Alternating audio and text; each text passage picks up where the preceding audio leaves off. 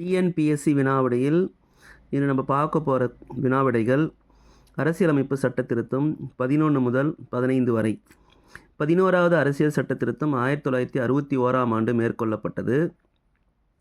மேற்கொள்ளப்பட்ட செய்திகள்: நாடாளுமன்றத்தின் ஈருஅவை கூட்டத்திற்கு பதிலாக ஒரு தேர்வாளர் குழு உதவுவதன் மூலம் துணை குடியரசுத் தலைவரின் தேர்தல் நடைமுறைகள் மாற்றின. குடியரசுத் தலைவர் அல்லது துணை குடியரசுத் தலைவரின் தேர்தலில் தேர்வாளர் குழு காலியாக உள்ள இடத்தின் அடிப்படையில் எதிர்க்க முடியாது என வழங்கப்பட்டது. 12வது அரசியல் சட்ட திருத்தம் 1962ஆம் ஆண்டு மேற்கொள்ளப்பட்டது.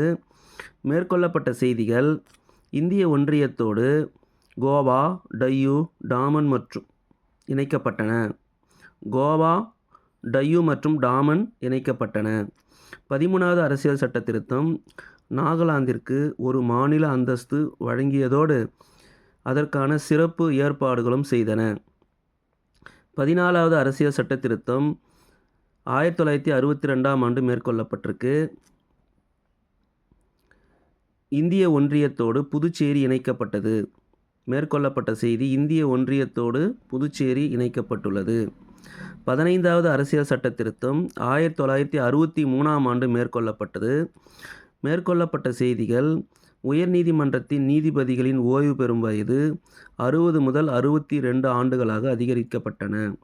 60 முதல் 62 ஆண்டுகளாக அதிகரிக்கப்பட்டன. 11வது அரசியல் சட்ட திருத்தம் 1961ஆம் ஆண்டு மேற்கொள்ளப்பட்டது. 12வது அரசியல் சட்ட திருத்தம் 1962ஆம் ஆண்டு மேற்கொள்ளப்பட்டிருக்கு. 13வது அரசியல் சட்ட திருத்தம் 1962ஆம் ஆண்டு மேற்கொள்ளப்பட்டிருக்கு. 14வது அரசியல் சட்ட திருத்தம் 1962ஆம் ஆண்டு மேற்கொள்ளப்பட்டிருக்கு. 15வது அரசியல் சட்ட திருத்தம் 1963ஆம் ஆண்டு மேற்கொள்ளப்பட்டிருக்கு. இது போன்ற தகவல்களை தெரிந்து கொள்ள நம்முடைய சேனலை சப்ஸ்கிரைப் பண்ணுங்கள். அடுத்த சட்ட திருத்தங்களை அடுத்த வீடியோவில் பார்க்கலாம். நன்றி.